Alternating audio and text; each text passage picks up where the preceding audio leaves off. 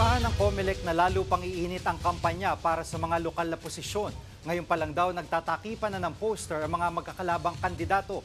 Nasa frontline balitang yan si Mon Gualvez. Ilang araw bago magsimula ang campaign period para sa mga kandidato sa lokal sa Bilang Pilipino 2025, kaliwat ka ng posters na ang nakapaskil sa iba't ibang lugar.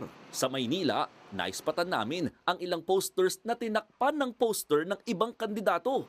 Hindi na raw ito'y kinagulat ng COMELEC lalo't mas mainit daw talaga ang pangangampanya sa mga lokal na posisyon. Respeto lang po. Alam nyo, kayo po ba, gusto nyo po bang mapatungan din ang pagmumukha nyo ng pagmumukha ng iba? Hindi. Muling paalala ng COMELEC, bawal ang mga poster na lampas sa 2 by 3 feet ang laki, pati yung mga gawa sa hindi environment-friendly materials. Bawal din ang pagpapaskil ng mga poster sa puno, poste at kawad ng kuryente, pati na sa mga paaralan at waiting shed.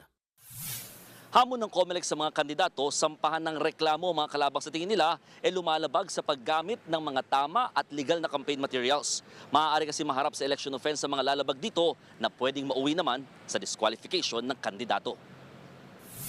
Paalala rin ng COMELEC, bagamat pinapayagan ng pamimigay ng t-shirt, sombrero at bowler, bawal naman ang pagpapakain o pagpapainom sa pangangampanya. Paano kung bigas o pagkain ang ipapamahagi? Hindi po bawal kapag ito ay pamimigay sa mga nasalanta tulad na nasunugan. Pero yung pamimigay ng bigas na wala naman po nasunugan, wala namang kalamidad, vote buying po yan. Pwede naman daw subukan ng mga kandidato na humingi ng exemption sa COMELEC para sa ilang ipamimigay sa pangangampanya. Pero may ilan na raw silang hindi pinagbigyan tulad ng wheelchair at mamahaling portable fan.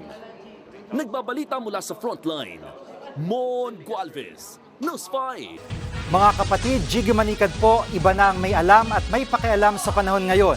Para sa konkreto, kumpleto at komprehensibong balitaan sa Frontline, mag-follow at mag-subscribe sa social media pages ng News 5.